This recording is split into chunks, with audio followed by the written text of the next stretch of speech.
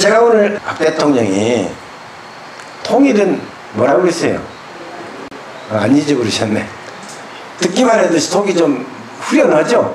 통일은 대박이다. 그때만 해도 제가 생각하기를 그래, 통일 대박이지. 근데 이제는 통일이 가까이 온 것 같습니다. 제가 이번에 추리를 해봤어. 통일 재밌잖아요? 통일하면 좋잖아.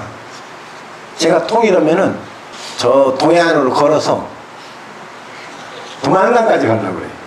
아, 우리 국도 한번 걸어봐야지. 시진핑 주석이 이번에 왜 그렇게 한국 대통령을 기어코 옆자리에 세우려고 했을까? 열병식에. 전 궁금했어요. 과연 서방에 보여주기 위해서, 미국이나 유럽 세계, 일본에 보여주기 위해서 그랬을까? 혈맹, 그것도 군사 혈맹을 맞은 북한이 있는데 왜 굳이 대한민국의 대통령을 자기 있는 옆자리에 세우고 싶어 했을까? 뭐 때문에? 미국 보고 서방을 보라고? 일본 보라고? 그거 아닙니다. 굳이 미국을 자극하고 유럽을 자극할, 서방을 자극할 필요가 없잖아요. 그렇게까지 하면서 상당히 의아했습니다. 그러면 서방에 보여주고 남한에, 북한에 어떤 그 신호를 주고 남한의 신임을 얻기 위해서? 아, 그것도 아니겠다. 그래서 보니까 제일 많이 텔레비전을 앞에서 보는 사람들이 누구예요? 중국 14억 인구입니다. 다시 말하면 중국 14억 인구에게, 중국 사람에게 친구가 바뀌었다. 이거를 보여주기 위해서입니다. 친구가 바뀌었다는 건 뭐예요? 이제는 김정일이 죽고 김일성도 갔고 김정은은 안 된다. 핵을 갖고 있는 나라 안 된다. 말 안 듣고 세계 질서를 따르지 않는 북한을 안고 갈 수가 없습니다. 중국은 바빠요. 자, 역사를 볼까요? 중국 역사 5,000년이라고, 우리나라 역사 5,000년이라고 하는데 5,000년 적고, 진시황이 제국을 건설한 이후에 기원전 3세기에서부터 지금으로부터 130년, 30-40년 넉 잡고 150년 전까지는 세계 가운데 가장 큰 제국, 한 번도 그 제국의 위치에서 무너져 본 적이 없어요. 그렇잖아요. 떵떵거리고 그렇게 살았습니다. 저 유럽 세계에서도, 로마뿐만 아니라 영국이나 네덜란드, 프랑스에서도 어떻게 하면 당나라 가서 머리 조아리고 좀 친구할까? 친구가 안 되는 거예요. 황제인데 조공을 바쳐야지. 일본한테 얼마만큼 많이 얻어맞았습니까? 수백만 명이 죽었습니다. 자존심 크게 상했죠. 영국한테, 저 유럽 여러 나라한테, 조그만 나라 네덜란드 또는 포르투갈 이런 나라들한테도 손들 수밖에 없었어요. 그만큼 허약했어. 그런 나라가 이제는 소위 G2라고 그러죠. 그러나 제가 보기에는 아직 미국 따라가려면 금세기 안에는 안 됩니다. 그러나 경제적으로는 미국 앞설 수 있습니다. 30년 후에 아니면 50년 후에라도 앞설 수 있지만은 무기체계 이런 가지고는 어림도 없어요. 자, 그러나 중국은 세계 질서 속에 우뚝 서고 싶어 합니다. 그러자면은 김정은을 안고 갈 수가 없어요. 저 말썽꾸러기를. 김정은을 안고 갈 수 없어서 그런 것이 아닙니다. 가장 큰 위험부담이 하나 더 있습니다. 만약 김정은이가 핵실험을 한 번 더 한다 하는 날에는 일본이 핵무장을 하게 됩니다. 일본이 핵무장하면 미국은 눈 감습니다. 유럽 말 못합니다. 일본이 전후에 얼마 전까지 세계 G2였어요. 지금도 경제 대국입니다. 2차 대전 때 유럽 모든 나라들이 일본한테 당하지 않은 나라가 한 나라도 없습니다. 유럽 가면은 지금도 일본 오면은 굉장히 기분 나쁘죠. 껄끄럽습니다. 무섭습니다.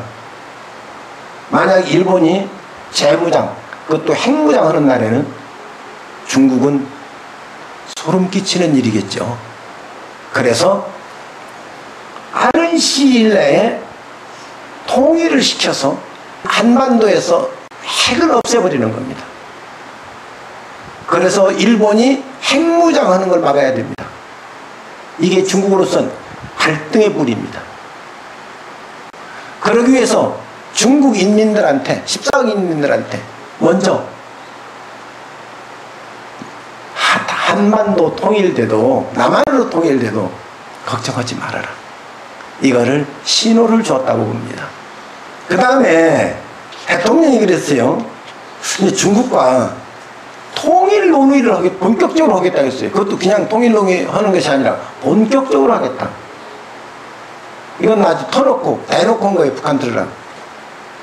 시진핑 주석하고 내밀히 어떤 이야기가 전혀 없이 한국 박 대통령이, 그것도 중국 땅에서, 상해에서 뜬금없이 통일을 본격적으로 논의하겠다 약속 없이 그렇게 말을 던질 수 있을까요? 못합니다. 한국은 그런 위치가 아닙니다. 우리 마음대로 통일을 논의할 수 있지 않습니다. 그리고 제일 먼저 꺼내든 것이 육자회담입니다. 명분 쌓기입니다. 육자회담이 뭔지 아시죠? 북한 핵을 제거하자, 이거거든요. 근데 북한이 핵 제거하자면 절대 들어주지 않을 것 같아요. 핵을 없애자 하면 북한에서 예, 핵을 우리 없애겠습니다. 절대 안 씁니다. 세계가 다 알고 있어요. 미국도 알고 중국도 알고 러시아도 알고. 다행히 지금 북한에서 4차 핵실험을 해주면은 완벽한 명분이지만은 꼭 참고 그걸 안 넣는다. 그래도 금년 내로 가을에 인공위성이라고 하고 탄도미사일을 쏠 겁니다.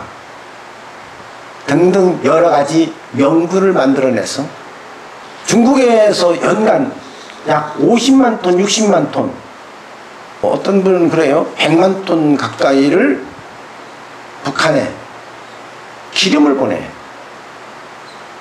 북한은 어느 나라에서도 기름 실어올 수가 없습니다. 해상이 봉쇄됐어요. 미국에 의해서. 중국에서 기름 안 가져오면 중국에서 싼값에 주거든. 북한은 김정은 차도 움직일 수가 없습니다. 기름이 없는데 뭘 움직여요? 전기불 평양에 못 씁니다. 배, 잠수함 바다에 못 나갑니다. 비행기 하늘에 못 뜹니다. 만약 밸브를 잠그면은 6개월 내에 고사합니다. 기름이 떨어지는 동시에. 그럼 북한이 가만히 있느냐? 힘을 쓸 수가 없죠. 어떻게 해요? 위험이 딱 하나 있습니다. 남쪽에 향해서 분풀이 할 수 있죠. 그게 끝입니다. 그래서 박 대통령이 본격적으로 이제 통일 논의를 하겠다. 육자회담 다 모여라. 어쩔 수 없이 이제는 일본한테도 내밀어야 됩니다. 그래서 그걸 회담을 서울에서 하겠다 했어요. 자, 시진핑으로 보면은 전에는 러시아가 동독이 혼역하죠? 손을 딱 끊으면서 동독이 무너졌습니다. 이제는 중국이 손을 딱 끊으면은 북한이 무너집니다. 박 대통령이 지금 대통령 자리에 앉아있을 시간은 2년 반 남았습니다. 2년 반 안에 해내야 됩니다. 박 대통령이 해내야 되는 게 아니라 중국이 급합니다. 차기에 우리나라 어떤 정권이 들어있을 줄 모릅니다. 차기에 불안정한 사람, 북한을 무조건 살리자고 달려드는 집단이 정권을 잡으면은 시진핑 생각은 물 건너갑니다. 안 그렇겠습니까?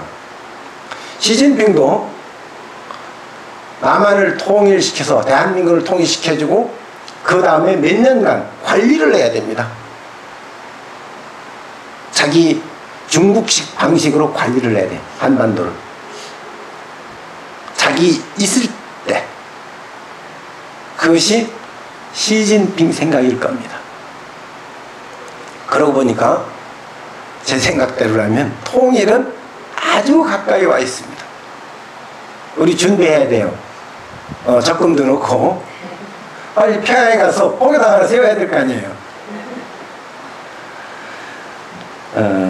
제가 이렇게 오피 시간에 이런 말씀드리는 것은 우리 불자들도 지금 세상 시국이 어떤 방향과 다른데 작년이나 전에보다 요즘 시국이 수상쩍다. 그런 걸 아마 조금씩 느낄 겁니다. 괜히 이런 나라 얘기, 국가 수호하는 얘기하다가 나왔습니다.